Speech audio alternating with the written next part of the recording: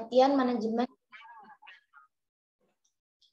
manajemen kurikulum adalah kurikulum sebagai rancangan pendidikan mempunyai kedudukan yang sangat strategis dalam seluruh aspek kegiatan pendidikan.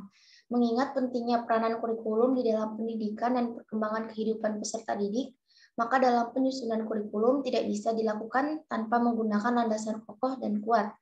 Salah satu landasan memperkuat bangunan kurikulum adalah landasan manajerial, sehingga manajemen kurikulum perlu dikembangkan dalam menyusun kurikulum baru atau mengembangkan kurikulum yang sudah dilaksanakan dalam jangka waktu tertentu. Berdasarkan pendapat di atas, dapat disimpulkan bahwa manajemen kurikulum adalah proses mendayagunakan semua unsur manajemen dalam rangka memaksimalkan pencapaian tujuan kurikulum pendidikan yang dilaksanakan di lembaga kurikulum. Untuk selanjutnya saya kembalikan kepada moderator. Ya, baik. Selanjutnya yang akan disampaikan oleh Saudari Syafati.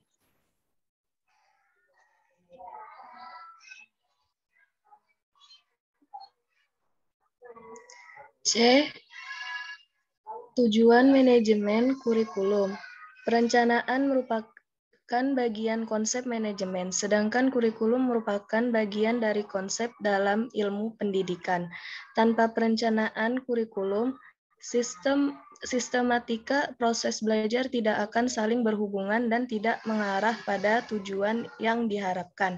Adapun tujuan perencanaan kurikulum adalah 1. Sebagai pedoman penyelenggaraan kegiatan pembelajaran untuk mencapai tujuan pendidikan tertentu. 2. Standar pengawasan dalam pelaksanaan kurikulum, yaitu mencocokkan pelaksanaan dengan perencanaan. 3. Mengetahui siapa saja yang terlibat, struktur organisasinya, baik kualifikasinya maupun kuantitasnya untuk mencapai tujuan pendidikan. 4. Merupakan gambaran kurikulum yang sistematika termasuk biaya dan kualitas pekerjaan. Dan yang kelima, menimbulkan kegiatan-kegiatan yang tidak produktif serta menghemat biaya, tenaga, dan waktu. Selanjutnya. D. Prinsip-prinsip manajemen kurikulum. Prinsip yang harus diperhatikan dalam melaksanakan manajemen kurikulum adalah sebagai berikut. 1. Produktivitas. Hasil yang akan diperoleh dalam kegiatan kurikulum merupakan aspek yang harus dipertimbangkan dalam manajemen kurikulum. Pertimbangan bagaimana agar peserta didik dapat mencapai hasil belajar sesuai dengan tujuan kurikulum harus menjadi sasaran dalam manajemen kurikulum. Yang kedua, demokratisasi pelaksanaan manajemen kurikulum harus berasaskan pada demokrasi yang menempatkan pengelola, pelaksana, dan subjek didik pada posisi yang seharusnya dalam melaksanakan tugas dengan penuh tanggung jawab untuk mencapai tujuan kurikulum. 3. Kooperatif untuk memperoleh hasil yang diharapkan dalam kegiatan manajemen kurikulum perlu adanya kerjasama yang positif dari berbagai pihak yang terlibat. Yang keempat, efektivitas dan efisiensi. Rangkaian kegiatan manajemen kurikulum harus mempertimbangkan efektivitas dan efisiensi untuk mencapai tujuan kurikulum sehingga kegiatan manajemen kurikulum tersebut memberikan hasil yang berguna dengan biaya, tenaga, dan waktu yang relatif singkat. Yang kelima, mengarahkan visi, misi, dan tujuan yang ditetapkan dalam kurikulum. Proses manajemen kurikulum harus dapat memperkuat dan mengarah visi, misi, dan tujuan kurikulum dalam proses pendidikan. Perlu dilaksanakan manajemen kurikulum untuk memberikan hasil kurikulum yang lebih efektif, efisiensi, dan optimal dalam memperdayakan berbagai sumber daya maupun komponen kurikulum. Oke, selanjutnya saya kembalikan kepada moderator. Yang saya ambil. Poin selanjutnya adalah struktur kurikulum RA atau TK. Struktur kurikulum pendidikan anak usia dini formal berisi program pengembangan nilai agama dan moral, fisik, motorik, kognitif, bahasa, sosial, emosional, dan seni. Struktur program kegiatan PAUD pada Taman Kanak-kanak Raudatul Atfal mencakup pembentukan perilaku dan bidang pengembangan kemampuan dasar melalui kegiatan bermain dan pembiasaan. Lingkungan perkembangan meliputi yang pertama nilai-nilai agama dan moral, yang kedua fisik motorik, yang ketiga kognitif, yang keempat bahasa, yang kelima sosial dan emosional. Selanjutnya, muatan kurikulum RA dan TK. Muatan kurikulum RA atau TK meliputi sejumlah pengembangan yang keluasan dan kedalamnya merupakan beban belajar bagi peserta didik pada satuan pendidikan. Di samping itu, materi lokal dan kegiatan pengembangan diri termasuk ke dalam isi kurikulum. Ruang lingkup pendidikan RA berdasarkan Permendiknas nomor 28 tahun 2009 tentang Standar Nasional Pendidikan Anak Usia Dini adalah sebagai berikut. Yang pertama, bidang pengembangan pembiasaan merupakan kegiatan yang dilakukan terus-menerus dan dalam kehidupan sehari-hari anak sehingga menjadi kebiasaan yang baik. Bidang ini meliputi aspek perkembangan moral dan nilai-nilai agama, dan perkembangan sosial dan emosional. Yang kedua, bidang pengembangan kemampuan dasar merupakan kegiatan yang dipersiapkan oleh guru untuk meningkatkan kemampuan dan kreativitas sesuai dengan tahap perkembangan anak. Bidang ini meliputi fisik motorik. Yang ketiga, muatan lokal merupakan kegiatan yang mencakup pelestarian budaya dan bahasa, serta mengenalkan kepada anak-anak bercocok tanam sedini mungkin. Yang keempat, pengembangan diri merupakan kegiatan yang mencakup pengenalan bahasa asing seperti bahasa Inggris, mengenalkan materi keagamaan, mengenalkan dan mengajarkan tarian daerah. Yang kelima, pengenalan lingkungan merupakan kegiatan kunjungan dan karya wisata ke tempat-tempat wisata.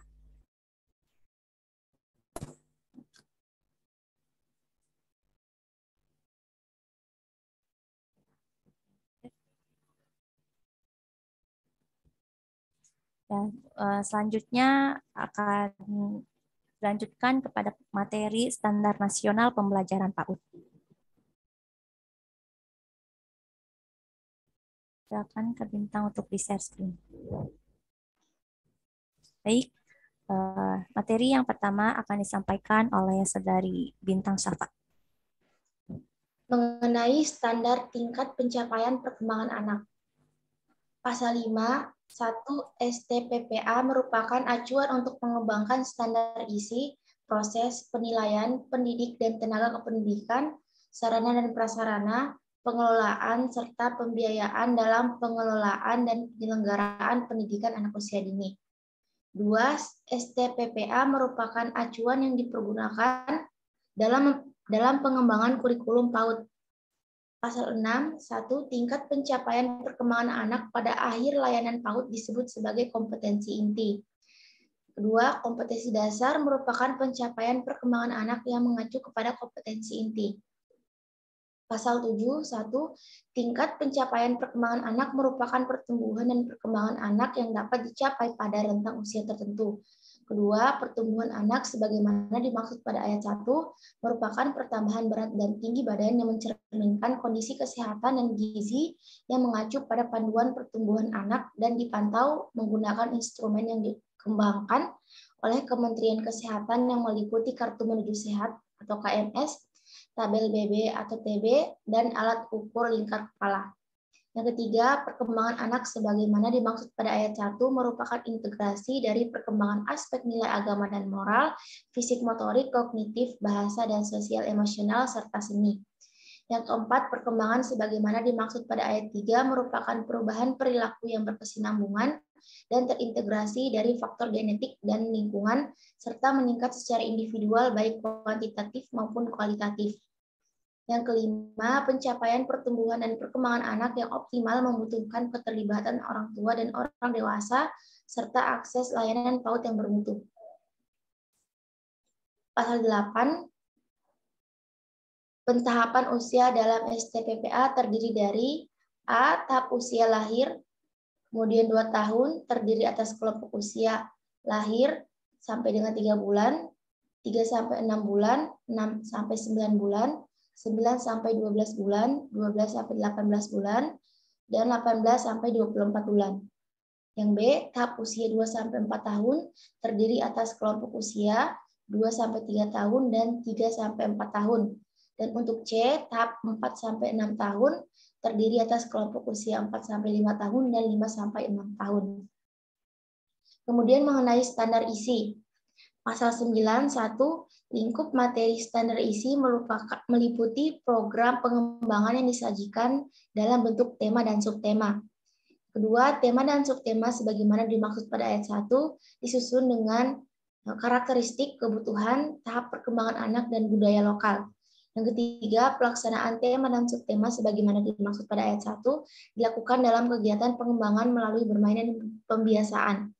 Yang keempat, tema dan subtema sebagaimana dimaksud pada ayat 2 dikembangkan dengan memuat unsur-unsur nilai agama dan moral, kemampuan berpikir, kemampuan berbahasa, kemampuan sosial emosional, kemampuan fisik motorik, serta apresiasi terhadap seni. Pasal 10, yang pertama, lingkup perkembangan sesuai tingkat usia anak meliputi aspek nilai agama dan moral, fisik motorik, kognitif, bahasa, sosial emosional, dan seni, sebagaimana terdapat pada lampiran 1 yang merupakan bagian tidak terpisahkan dari peraturan menteri ini. Yang kedua, nilai agama dan moral sebagaimana dimaksud pada ayat 1 meliputi kemampuan mengenai nilai agama yang dianut, mengerjakan ibadah, berperilaku jujur, penolong, sopan, hormat, sportif, menjaga kebersihan diri dan lingkungan, mengetahui hari besar agama, menghormati dan toleran terhadap agama orang lain. 3. Fisik motorik sebagaimana dimaksud pada ayat 1 meliputi yang pertama motorik kasar, mencakup kemampuan gerakan tubuh secara terkoordinasi, lentur, seimbang, lincah, lokomotor, dan mengikuti aturan. B. Motorik halus, mencakup kemampuan dan kelenturan menggunakan jari dan alat untuk mengeksplorasi dan mengekspresikan diri dalam berbagai bentuk. Dan C. Kesehatan dan perilaku keselamatan, mencakup berat badan, tinggi badan, lingkar kepala sesuai usia, serta kemampuan berperilaku hidup bersih, sehat, dan peduli terhadap keselamatannya. 4. Kognitif sebagaimana dimaksud pada ayat 1 meliputi A. Belajar dan pemecahan masalah, mencakup kemampuan memecahkan masalah sederhana dalam kehidupan sehari-hari dengan cara fleksibel dan diterima sosial, serta menerapkan pengetahuan atau pengalaman dalam konteks yang baru. B. Berpikir logis, mencakup berbagai perbedaan, klasifikasi, pola, berinisiatif, berencana, dan mengenal sebab akibat.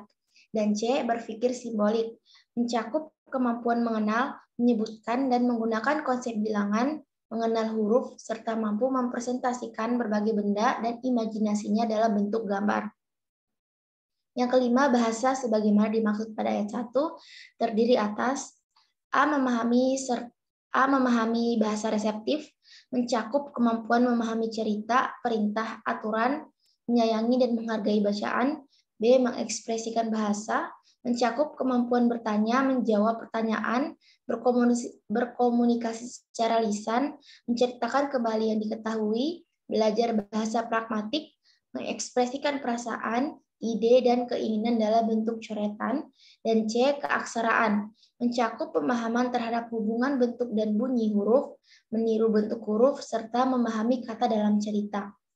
Yang keenam, sosial emosional sebagaimana dimaksud pada ayat 1 meliputi kesadaran diri, terdiri atas memperlihatkan kemampuan diri, mengenal perasaan sendiri dan mengendalikan diri, serta mampu menyesuaikan diri dengan orang lain. B. Rasa tanggung jawab untuk diri dan orang lain, mencakup kemampuan mengetahui hak-haknya, mentaati aturan, mengatur diri sendiri, serta bertanggung jawab atas perilakunya untuk kebaikan sesama. Dan C. Perilaku prososial, mencakup kemampuan bermain dengan teman sebaya, memahami perasaan, respon, berbagi, serta menghargai hak dan pendapat orang lain, bersikap kooperatif, toleran, dan berperilaku sopan. Untuk yang nomor 7, seni sebagaimana dimaksud pada ayat 1 meliputi kemampuan mengeksplorasi dan mengekspresikan diri, berimajinasi dengan gerakan, musik, drama, dan berbagai bidang seni lainnya, seperti seni lukis, seni rupa kerajinan, serta mampu mengapresiasi karya seni, gerak, dan tari, serta drama. Yang C. Standar proses. Pada pasal 11, standar proses mencakup A. Perencanaan pembelajaran, B. Pelaksanaan pembelajaran, C. Evaluasi pembelajaran, dan D. Pengawasan pembelajaran. Untuk pasal 12, 1. Perencanaan pembelajaran sebagaimana dimaksud dalam pasal 11 huruf A dilakukan dengan pendekatan dan model pembelajaran yang sesuai dengan kebutuhan, karakteristik anak, dan budaya lokal. Kedua, perencanaan pembelajaran meliputi A. Program semester atau PROSEM, B. Rencana pelaksanaan pembelajaran mingguan atau RPPM, dan C. Rencana pelaksanaan pembelajaran harian atau RPPH. 3. Perencanaan pembelajaran disusun oleh pendidik pada satuan atau program PAUD. Pasal 13. 1. Pelaksanaan pembelajaran sebagaimana dimaksud dalam pasal 11 huruf B dilakukan melalui bermain secara interaktif, inspiratif, menyenangkan, kontekstual, dan berpusat pada anak untuk berpartisipasi aktif serta memberikan keleluasaan bagi prakarsa, kreativitas, dan kemandirian sesuai dengan bakat, minat, dan perkembangan fisik serta psikologis anak. Demikian dari saya kembalikan kepada moderator. Ya, baik Kak Bintang. Selanjutnya yang akan disampaikan oleh Saudari Desya Pati. Materi selanjutnya D. Standar penilaian. Pasal 18. 1. Standar penilaian merupakan kriteria tentang penilaian proses dan hasil pembelajaran anak dalam rangka pemenuhan standar tingkat pencapaian perkembangan sesuai tingkat usia. 2. Penilaian proses dan hasil pembelajaran anak sebagaimana dimaksud pada ayat 1 mencakup A. Prinsip penilaian, B. Teknik dan instrumen penilaian, C. Mekanisme penilaian, D. Pelaksanaan penilaian, dan pelaporan hasil penilaian. Pasal 19. 1. Prinsip penilaian sebagaimana dimaksud dalam pasal 18 ayat 2 huruf A mencakup prinsip edukatif, etentik, objektif, akuntabel, dan transparan yang dilakukan secara terintegrasi, kesenimbungan, dan memiliki kebermaknaan. Yang kedua, prinsip edukatif sebagaimana dimaksud pada ayat 1 merupakan penilaian yang mendorong anak meraih pencapaian perkembangan yang optimal. Yang ketiga, prinsip etentik sebagaimana dimaksud pada ayat 1 merupakan penilaian yang berorientasi pada kegiatan belajar yang berkesinambungan dan hasil belajar yang mencerminkan kemampuan anak saat melaksanakan kegiatan belajar. Yang keempat, prinsip objektif. Sebagaimana dimaksud pada ayat 1 merupakan penilaian yang berdasarkan pada indikator capaian perkembangan serta bebas dari pengaruh subjektivitas penilaian dan yang dinilai. Yang kelima, prinsip akuntabel sebagaimana dimaksud ayat 1 merupakan pelaksanaan penilaian sesuai dengan prosedur dan kriteria yang jelas serta ditetapkan pada awal pembelajaran. Yang keenam, prinsip transparan sebagaimana dimaksud pada ayat 1 merupakan penilaian prosedur dan hasil penilaian yang dapat diakses oleh semua pemangku kepentingan. Pasal 20, 1. Teknik penilaian sebagaimana dimaksud dalam pasal 18 ayat 2 huruf B sesuai dengan tingkat pencapaian perkembangan anak. 2. Instrumen penilaian sebagaimana dimaksud dalam hal pasal 18 ayat 2 huruf B berdiri atas instrumen penilaian proses dalam bentuk catatan menyeluruh, catatan anekdot, rubrik, dan atau instrumen penilaian hasil kemampuan anak. Yang ketiga, hasil akhir penilaian merupakan integrasi antara berbagai teknik dan instrumen penilaian yang digunakan. Pasal 21, mekanisme penilaian sebagaimana dimaksud dalam pasal 18 ayat 2 huruf C terdiri atas A. Menyusun dan menyepakati tahap, teknik, dan instrumen penilaian serta menetapkan indikator capaian perkembangan anak. B. Melaksanakan proses penilaian sesuai dengan tahap teknik dan instrumen penilaian. C. mendokumentasikan penilaian proses dan hasil belajar anak secara akuntabel dan transparan dan melaporkan capaian perkembangan anak pada orang tua.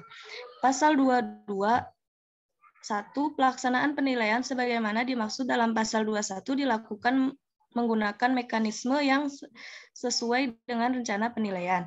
Yang kedua, pelaksanaan penilaian sebagaimana dimaksud pada ayat 1 dilakukan oleh pendidik, PAUD, atau guru.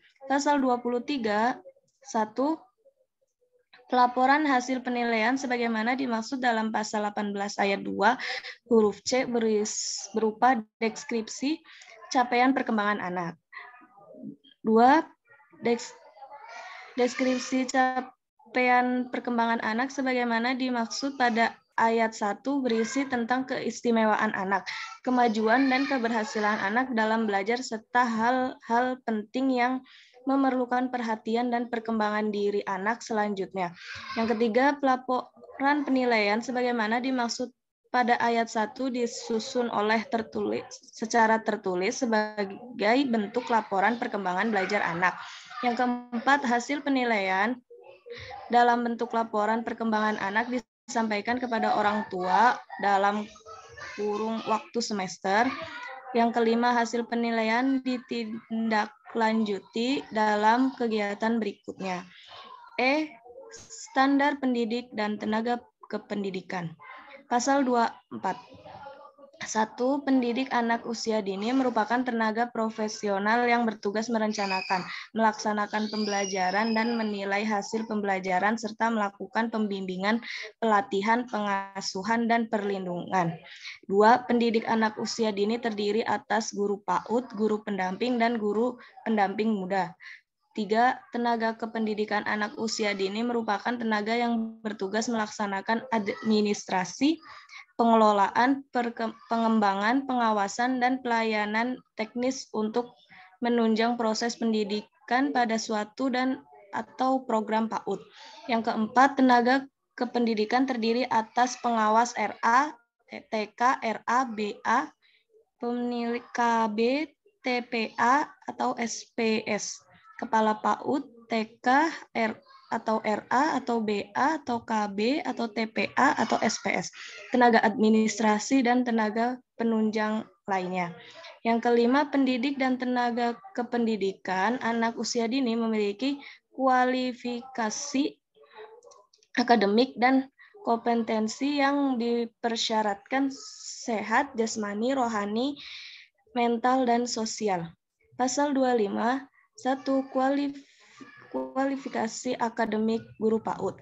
A. Memiliki ijazah diploma 4, D4, atau sarjana S1 dalam bidang pendidikan anak usia dini dan kependidikan lain yang relevan dalam sistem pendidikan anak usia dini atau psikologi yang diperoleh dari program studi terakreditasi dan memiliki sertifikat pendidikan profesi guru PPG PAUD dari perguruan tinggi yang terakreditasi. 2. Kompetensi guru PAUD dikembangkan secara utuh mencakup kompetensi pedagogik, kepribadian, sosial, dan profesional sebagaimana terdapat pada lampiran 2 yang merupakan bagian tidak terpisahkan dari peraturan materi ini. Pasal 26, 1. Kualifikasi akademik guru pendamping. A. Memiliki ijazah diploma 4, D4, atau sarjana S1 dalam bidang pendidikan anak usia dini dan kependidikan lain yang relevan dalam sistem pendidikan anak usia dini atau psikologi yang diperoleh dari program studi terakreditasi atau memiliki ijazah D2 PGTK dan dari program studi terakreditasi. Yang kedua, kompetensi guru pendamping mencakup kompetensi pedagogik, kepribadian sosial, dan profesional sebagaimana terdapat pada lampiran 2 yang merupakan bagian tidak terpisahkan dari peraturan materi ini. Pasal 27, 1. Kualifikasi akademik guru pendamping muda. A. Memiliki ijazah sekolah menengah atas SMA dan memiliki sertifikat pelatihan pendidikan kursus PAUD dari lembaga pemerintahan yang kompeten. 2. Kompetensi guru pendamping muda mencakup pemahaman dasar-dasar pengasuhan, keterampilan melaksanakan pengasuhan, bersikap dan berperilaku sesuai dengan kebutuhan tingkat usia anak sebagaimana terdapat pada lampiran 2 yang merupakan bagian tidak terpisahkan dari peraturan materi ini. Pasal 28.1 kualifikasi akademik pengawas atau penilik PAUD yang A memiliki ijazah sarjana S1, diploma 4D4 ke pendidikan yang relevan dengan sistem pendidikan anak usia dini dari perguruan tinggi penyelenggaraan program pendidik dan tenaga kependidikan. B. Memiliki pengalaman minimum 3 tahun sebagai guru PAUD dan minimum 2 tahun sebagai kepala satuan PAUD bagi pengawas PAUD. Yang C. Memiliki pengalaman minimum 5 tahun sebagai pamong belajar atau guru PAUD dan kepala satuan PAUD bagi pemilik PAUD. Yang D. Memiliki pangkat minimum penata golongan ruangan 3 atau C dan berstatus sebagai pegawai negeri sipil. Yang E. Memiliki usia paling tinggi 50 tahun pada saat diangkat menjadi pengawas atau pemilik PAUD.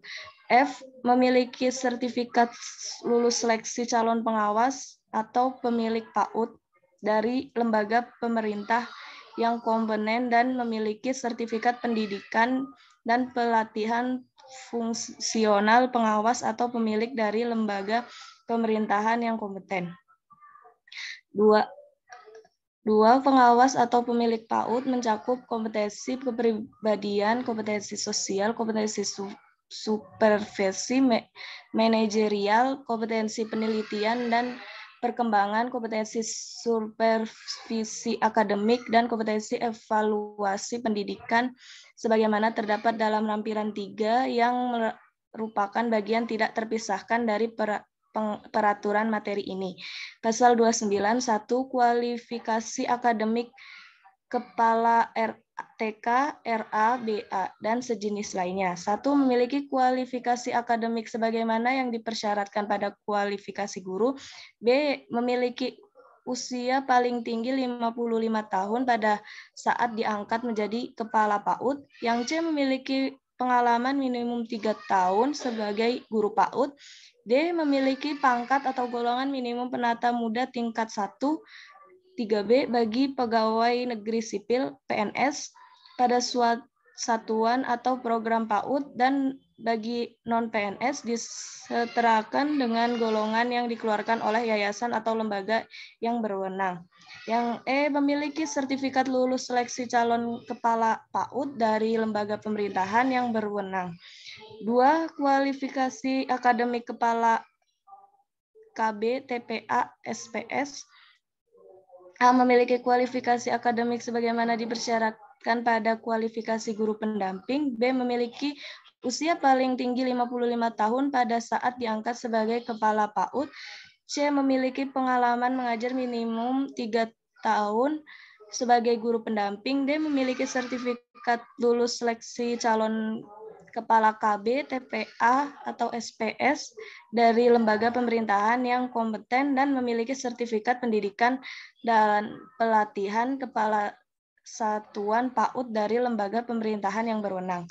3. Kompeten kepala lembaga PAUD mencakup kompeten kepribadian, kompetensi sosial, kompetensi manajerial, kompetensi kewirausahaan, dan kompetensi supervisi sebagaimana terdapat pada lampiran 3 yang merupakan bagian tidak terpisah dari peraturan materi ini. Pasal 30. 1. Kualifikasi akademik tenaga administrasi PAUD memiliki ijazah minimum sekolah menengah atas SMA. 2. Kompetensi tenaga administrasi satuan atau program PAUD memenuhi kompetensi kepribadian, kompetensi profesional, kompetensi sosial, dan kompetensi manajerial sebagaimana terdapat pada lampiran 3 yang merupakan bagian tidak terpisahkan dari peraturan materi ini. Yang F. Standar sarana dan prasarana. Pasal 31, sarana dan prasarana merupakan perlengkapan dalam penyelenggaraan dan pengelolaan kegiatan pendidikan, pengasuhan, dan perlindungan anak usia dini. 2. Pengadaan sarana dan prasarana sebagaimana dimaksud pada ayat 1 perlu disesuaikan dengan jumlah anak usia lingkungan sosial dan budaya lokal, serta jenis layanan. 3. Prinsip pengadaan sarana prasarana sebagaimana dimaksud pada ayat 2 meliputi A. Aman, bersih, sehat, nyaman, dan indah. B. Sesuai dengan tingkat perkembangan anak. C. Memanfaatkan potensi dan sumber daya yang ada di dalam lingkungan sekitar, dan bawahnya bintang.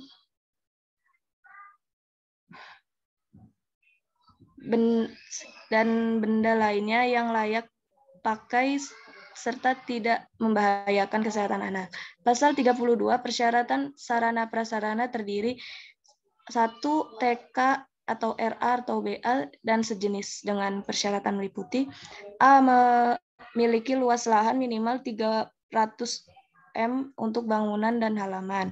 B. Memiliki ruang kegiatan anak yang aman dan sehat dengan rasio minimal 3 meter per anak dan tersedia fasilitas cuci tangan dengan air bersih. C. Memiliki ruang guru. D. Memiliki ruang kepala. E. Memiliki ruang tempat UKS, usaha kesehatan sekolah dengan kelengkapan P3K, pertolongan pertama pada kecelakaan. F. Memiliki jamban dengan air bersih yang dimudahkan dijangkau oleh anak dengan pengawasan guru. G. Memiliki ruang lainnya yang relevan dengan kebutuhan kegiatan anak. H. Memiliki alat permainan edukatif yang aman dan sehat serta tidak membahayakan bagi anak yang sesuai dengan SNI, Standar Nasional Indonesia. I. Memiliki fasilitas bermain di dalam maupun di luar ruangan yang aman dan sehat. Dan memiliki tempat sampah yang tertutup dan tidak tercemar, dapat dikelola setiap hari. Yang kedua, kelompok bermain KB meliputi A. Memiliki jumlah ruang dan luas lahan disesuai dengan jumlah anak, luas minimal 3 per anak. B. Memiliki ruang dan fasilitas untuk melakukan aktivitas anak di dalam dan di luar, dapat mengembangkan tingkat pencapaian perkembangan anak. C. Memiliki fasilitas cuci tangan dan kamar mandi yang mudah dijangkau oleh anak, yang memenuhi persyaratan dan mudah bagi guru dalam melakukan pengawasan, dan memiliki tempat sampah yang tertutup dan tidak tercemar. 3. Taman penitipan anak TPA meliputi A. Memiliki jumlah ruang dan luas lahan disesuaikan dengan jumlah anak, luas minimal peserta didik. B. Memiliki ruangan untuk melakukan aktivitas anak didik di dalam dan di luar.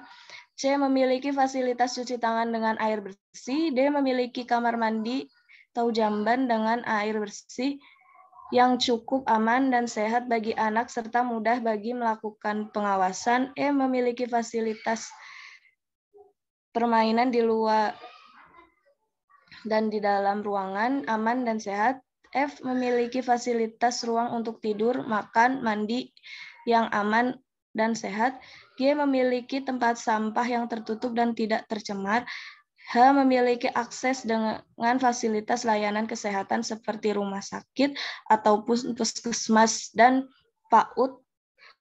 Kelompok usia lahir sampai 2 tahun memiliki ruangan pemberian ASI yang nyaman dan sehat. 4.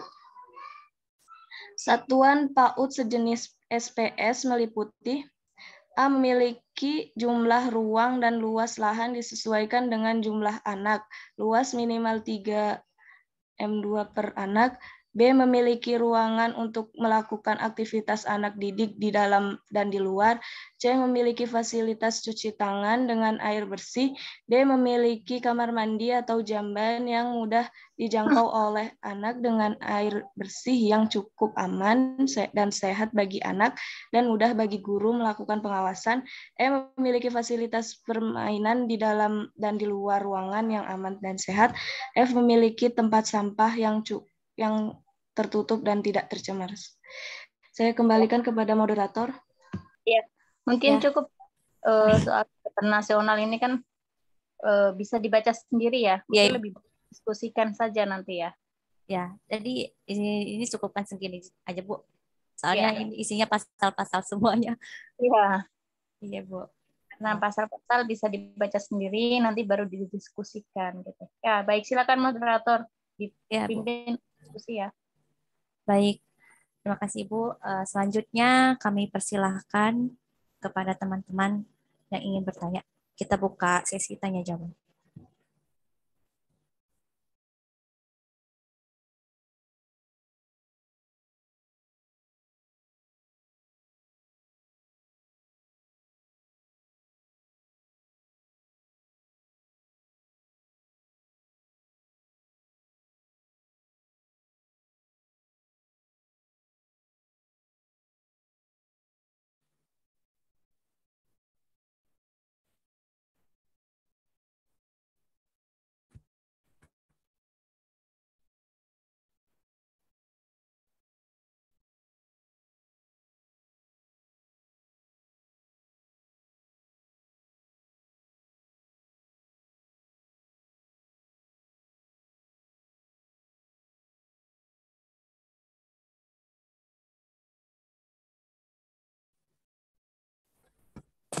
Teman-teman bisa dipahami dulu untuk dibaca-baca dulu. Soalnya karena lumayan banyak pasal-pasalnya juga.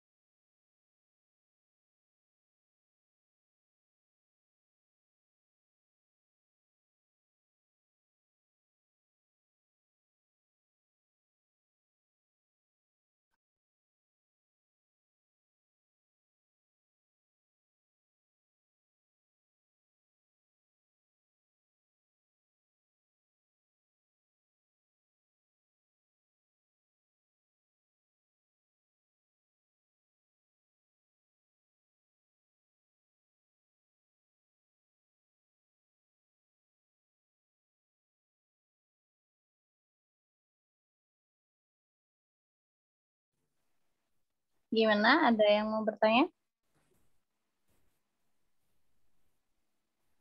Baca lagi kurang mendukung gitu ya, Bu. Mungkin tadi keputus-putus atau apa. Bisa Baik. memahami dulu mungkin. Saya tambahkan sedikit ya untuk mempersingkat waktu. Silahkan. Ya, hari ini kita bahas tentang manajemen pengembangan PAUD ya. Sebelum membahas tentang manajemen kurikulum, lebih terdahulu kita bahas tentang manajemen. Manajemen itu apa gitu ya?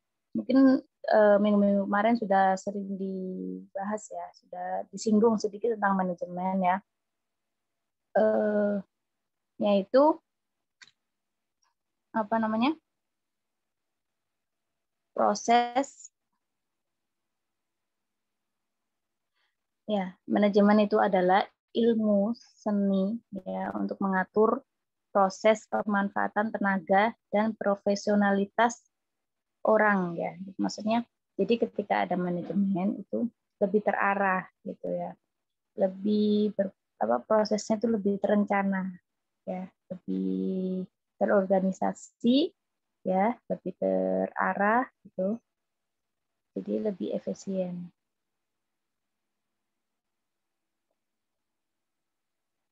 Kalau kurikulum sendiri itu adalah sejumlah pengalaman belajar yang direncanakan di bawah tanggung jawab sekolah untuk mencapai tujuan yang ditetapkan ya. Kurikulum merupakan perencanaan pendidikan yang merangkum semua pengalaman belajar yang disediakan bagi siswa ya di sekolah gitu. Mungkin tadi sudah dibahas ya oleh pemakalah ya. Kemudian kurikulum juga merupakan rencana tertulis tentang kemampuan yang harus dimiliki berdasarkan standar nasional ya. Jadi ini ada hubungannya ya tentang pengembangan kurikulum dan tadi tentang standar PAUD gitu ya.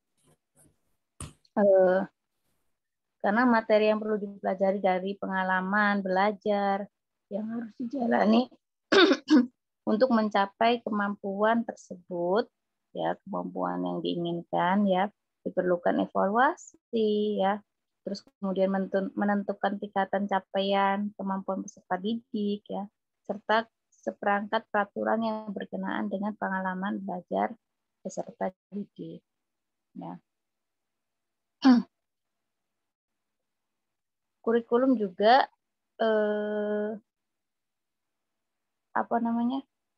memiliki komponen-komponen ya.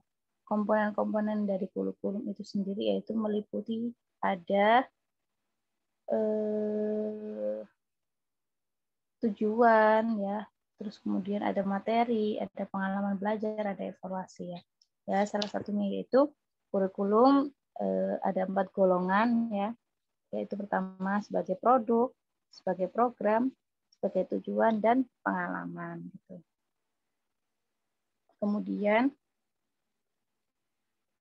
kalau kurikulum sebagai program itu apa? Gitu. Yakni alat yang digunakan, alat yang dilakukan sekolah untuk mencapai tujuan. Kemudian kurikulum juga dapat dipandang sebagai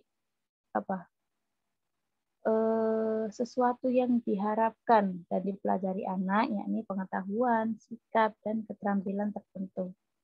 Kemudian kurikulum sebagai pengalaman anak, ya. Jadi pengalaman-pengalaman anak itu sendiri juga bisa dijadikan kurikulum.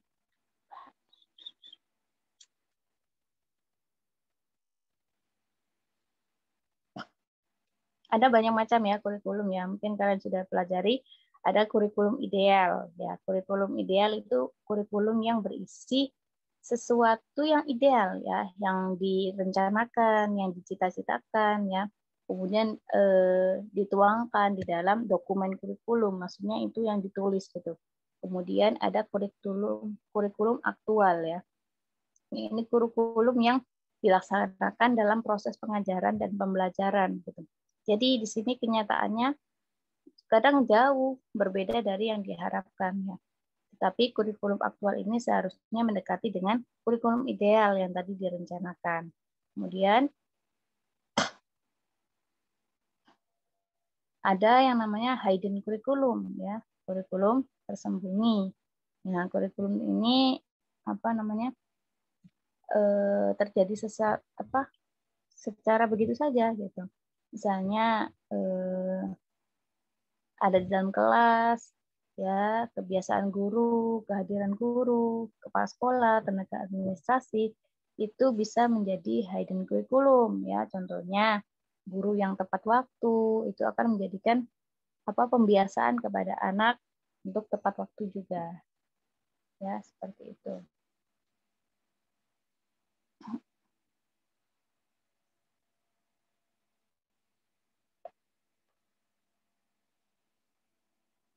Mungkin sambil menunggu yang itu ya, bisa bertanya lewat chat atau. Iya, Bu.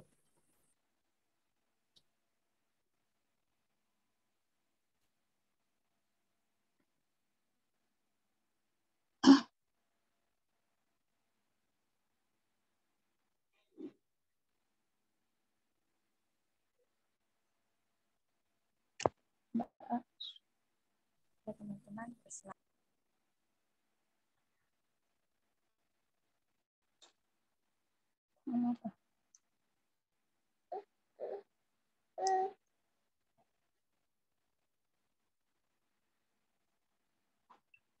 Mana?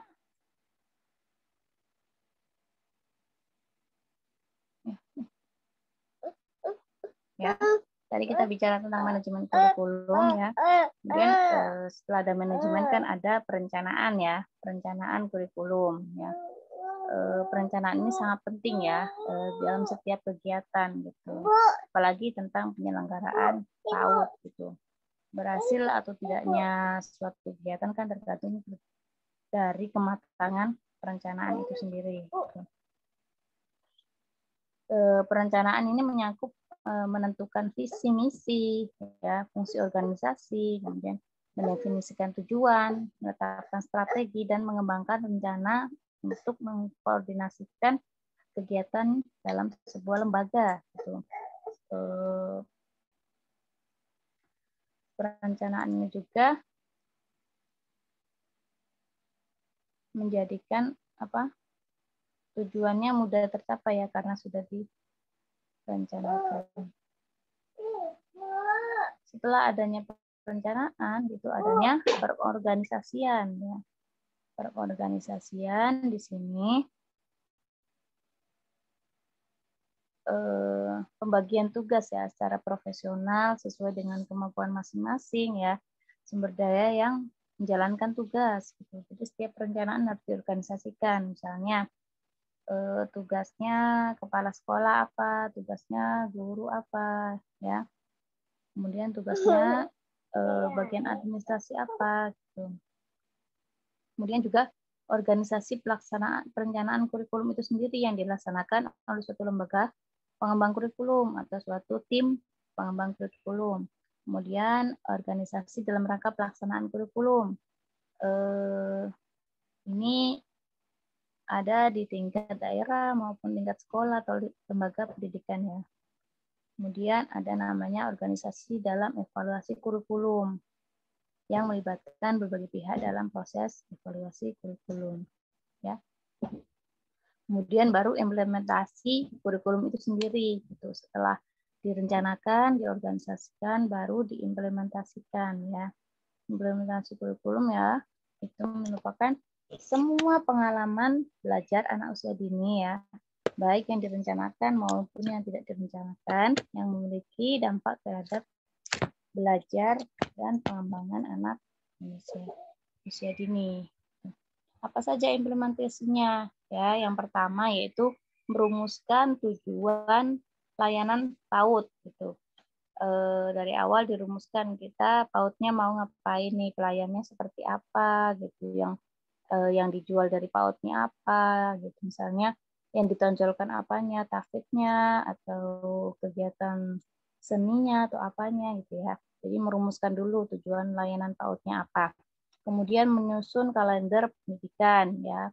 Jadi di awal itu menyusun kalender pendidikan, kemudian selanjutnya menyusun program tahunan ya, selama setahun tuh ngapain aja. Kemudian juga merumuskan job description ya, kepala PAUD ngapain, guru PAUD ngapain ya, kemudian stafnya ngapain ya. Kemudian menyusul jadwal kegiatan ya. Kemudian menyusun program perencanaan pembelajaran. Nah, di sini ada yang mingguan, ada yang harian ya. Jadi istilahnya itu ada RKM, ada RKH ya, rencana kegiatan mingguan, rencana kegiatan harian ya. Baru setelahnya adalah tahap-tahap penilaian hasil belajar dan proses pembelajaran peserta didik itu sendiri. Tuh. Ya.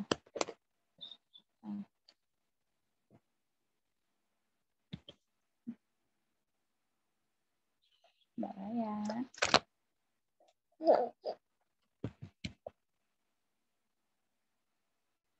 Ya.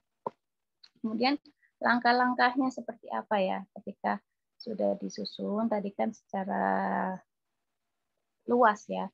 Kemudian ketika pembelajaran itu sendiri berlangsung, langkah-langkah yang harus dilaksanakan oleh guru apa saja kira-kira, Mbak Raya?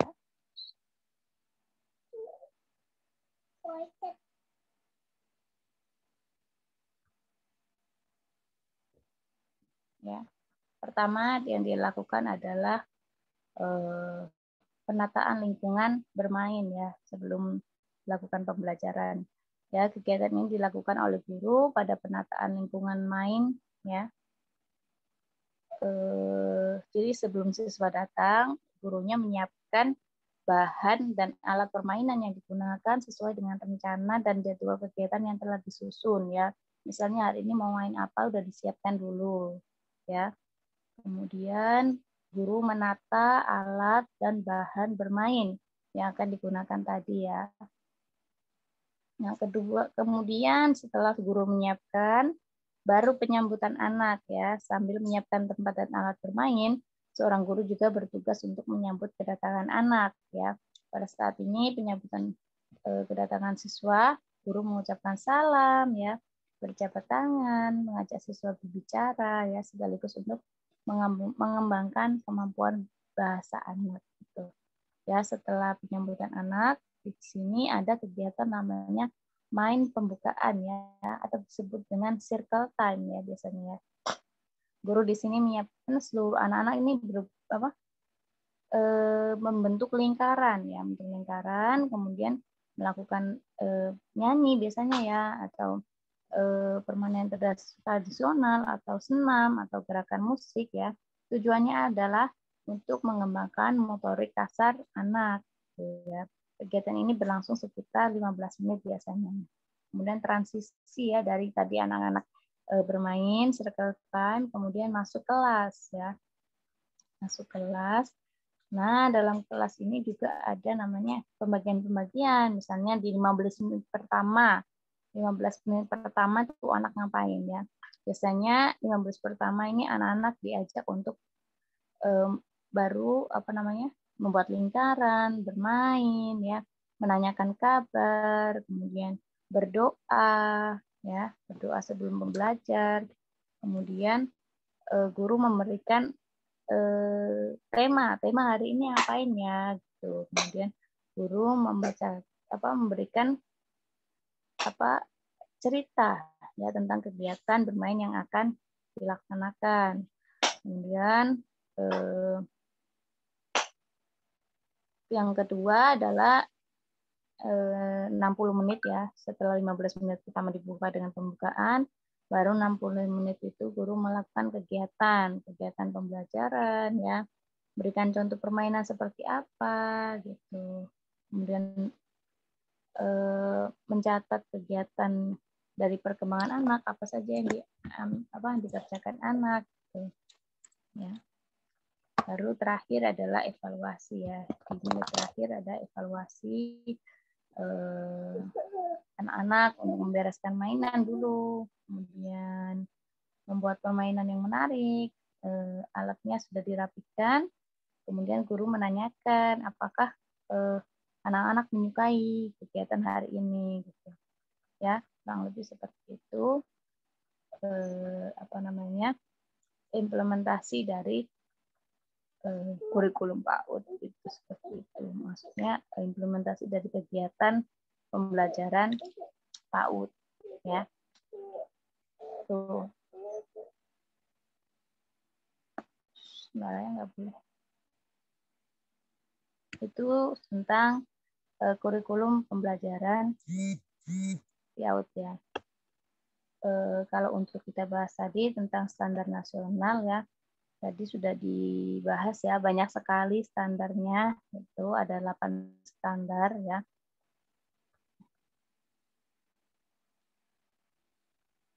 Ini sebelumnya, ini kan tahun 2014 ya, Permendikbud nomor 137 tahun 2014 ya, tentang standar nasional pendidikan anak usia dini. Sebelumnya itu ada Permendikbud tahun 2009 ya, tentang standar pendidikan anak usia dini. Jadi itu sudah, yang terbaru adalah tahun 2014 ya. Perbedaannya apa gitu? Yang signifikan antara kedua pengaturan tersebut gitu, adalah standar PAUD itu ada 4 kriteria ya, kayak yang tahun 2009. Suara saya terdengar? Ya, Terdengar, Bu. Terdengar. 9 itu ada 4 kriteria ya. Yang pertama itu standar tingkat pencapaian perkembangan, standar pendidikan tenaga pendidikan, kemudian standar isi, proses dan penilaian, serta yang keempat adalah prasarana, pengelolaan dan pembiayaan. Jadi jadikan 4 gitu. Kalau yang terbaru ini yang tahun 2014 itu kan langsung 8 gitu. Dipisah-pisah, nggak dijadikan 1 gitu. Ya.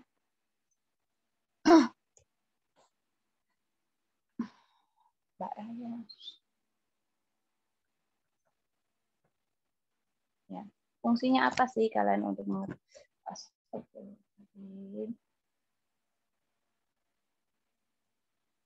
Mbak Rai ke sana dulu ya, Mbak Rai.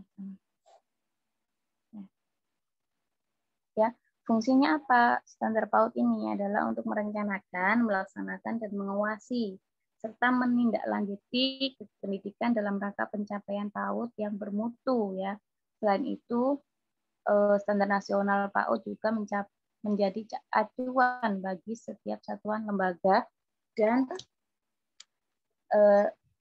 rencana PAUD yang mencapai tujuan pendidikan nasional ya. Selain itu, standar nasional pendidikan anak usia dini juga menjadi dasar penjaminan mutu pendidikan anak usia dini. Ya. Terus tujuannya apa? Tujuannya yaitu menjamin mutu pendidikan anak usia dini dalam rangka memberikan landasan untuk melakukan stimulan ya pendidikan dalam membantu pertumbuhan dan perkembangan jasmani dan rohani sesuai dengan tingkat pencapaian perkembangan anak. Ya, perencanaan standar nasional PAUD juga bertujuan untuk mempersiapkan pembentukan sikap ya, pengetahuan dan keterampilan anak serta mengoptimalisasi perkembangan anak secara holistik dan integratif. Gitu.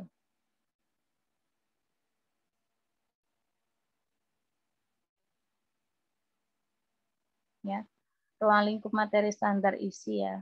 Standar isi ini tadi kan banyak ya standar ya. Tapi yang penting itu standar isi. Ya, dalam standar isi itu meliputi prosedur yang harus disajikan dalam bentuk tema ya. Kemudian ada subtema. Kemudian dalam penyusunan tema juga disesuaikan dengan karakteristik dan kebutuhan siswa ya, seperti itu. Baik, itu kurang lebih yang bisa saya sampaikan dari sini lagi.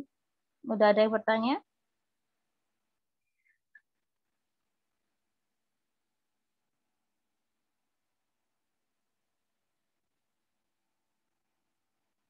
Baik.